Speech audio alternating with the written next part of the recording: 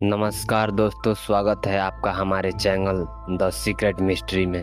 यह चैनल उन रहस्यमय इतिहास की अनसुलझी कहानियों और उन खोजों को सामने लाने के लिए बनाया गया है जिन्हें समय के साथ भुला दिया गया या जिन्हें कभी ठीक से समझाया नहीं गया। यहाँ हम हर विषय की कहानी की तरह नहीं बल्कि तथ्य, परमाणु और इतिहास के क्रम में समझते हैं, ताकि आप जान सकें कि सच क्या है, किसने किया और किसका असर आज की दुनिया पर कैसे पड़ेगा। अगर आप इतिहास, विज्ञान, रहस्य और वास्तविक घटनाओं को गहराई से समझना चाहते हैं तो इस चैनल को सब्सक्राइब कीजिए। तो चलिए आज की कहानी शुरू करते हैं। कैमरे का इतिहास मनुष्य की उस पुरानी जिज्ञासा से शुरू होता है जिसमें वह अपने सामने दिखाई देने वाली दुनिया को केवल देखना ही नहीं बल्कि उसे सुरक्षित रखना चाहता था। प्राचीन काल से ही मनुष्य यह समझने की कोशिश करता रहा है कि वस्तुएं दिखाई क्यों देती हैं और अंधकार में क्यों दिखाई नहीं देती।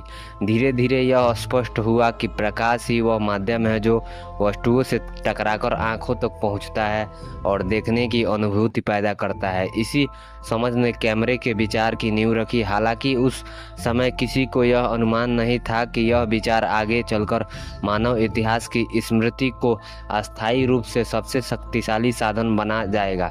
प्राचीन सभ्यताओं में यह देखा गया है कि यदि किसी अंधेरे कमरे में बहुत छोटा सा छेद किया जाए तो बाहर दृश्य देखने की दीवार पर उल्टा प्रकाश दिखाई देगा। यह केवल एक रोचक घटना मानी जाती थी, न कि किसी तकनीक की शुरुआत। इस घटना के बाद कैमरा अल्बक्यूरा कहा गया, जिसका अर्थ था अंधेरा कक्ष। लंबे समय तक इसका उपयोग केवल खगोलीय घटनाओं को सुरक्षित रूप से देखने के लिए किया जाता रहा और सूर्य ग्रहण क्योंकि उनकी आंखों को नुकसान नहीं पहुंचाता था, लेकिन तब भी यह केवल देखने तक सीमित था। इससे सुरक्षित रखने का कोई उपाय नहीं था। 11वीं शताब्दी में इस प्राकृतिक घटना को वैज्ञानिक रूप में समझने वाला पहला व्यक्ति सामने आया जिसने प्रकाश के व्यवहार को प्रयोग के माध्यम से स्पष्ट कर दिया। यह व्यक्ति थे इल्म अल हैथम, जिन्होंने यह सिद्ध किया कि प्रकाश सीधी रेखा में चलता है और आंख स्वयं प्रकाश नहीं निकालता बल्कि बाहर से आने वाले प्रकाश को ग्रहण करता है। यह विचार उस समय की मान्यताओं के बिल्कुल विपरीत था, इसलिए इसे स्वीकार किए जाने के समय, लेकिन यह सिद्धांत आगे चलकर कैमरे के रूप में विकास का आधार बना।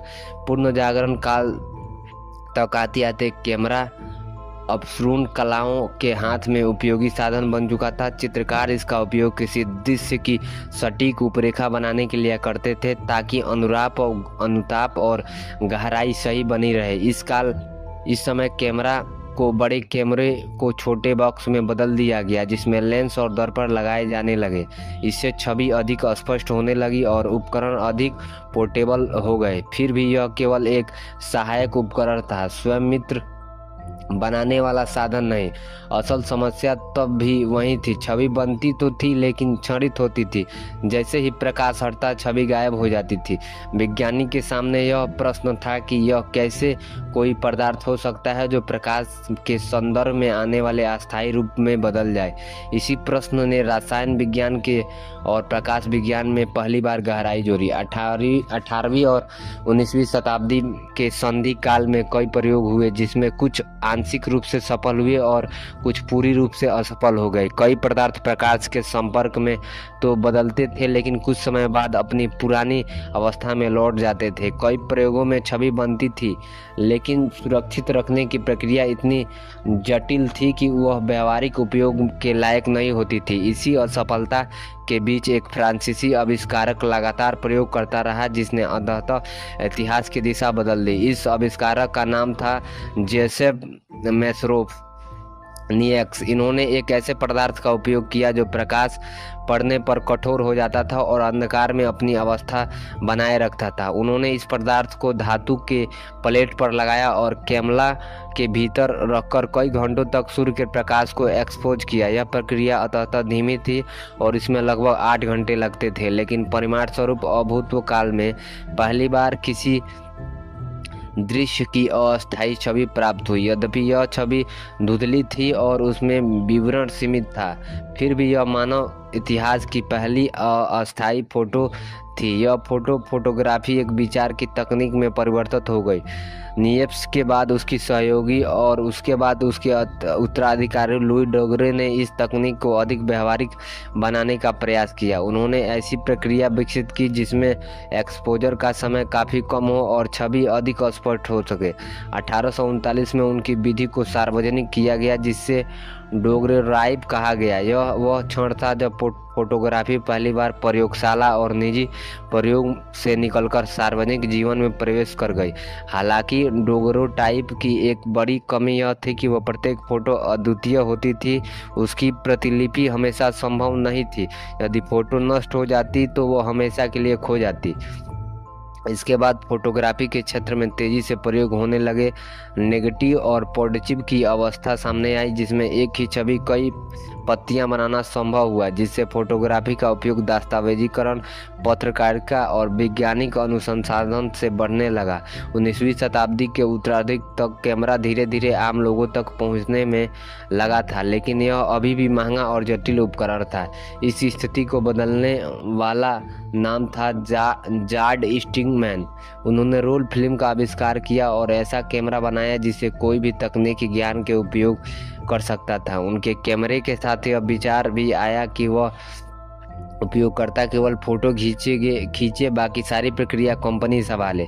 इससे कैमरा पहली बार मध्यम वर्ग और आम जनता के पास पहुंच सका। अब फोटोग्राफी केवल पेशेवर या वैज्ञानिकों तक सीमित नहीं रही, बल्कि पारिवारिक जीवन और सामाजिक स्मृति का हिस्सा बन गई। 20वीं शताब्दी के आरंभ में फोटोग्राफी के साथ साथ चलती हुई तस्वीरों का विचार विकसित हुआ।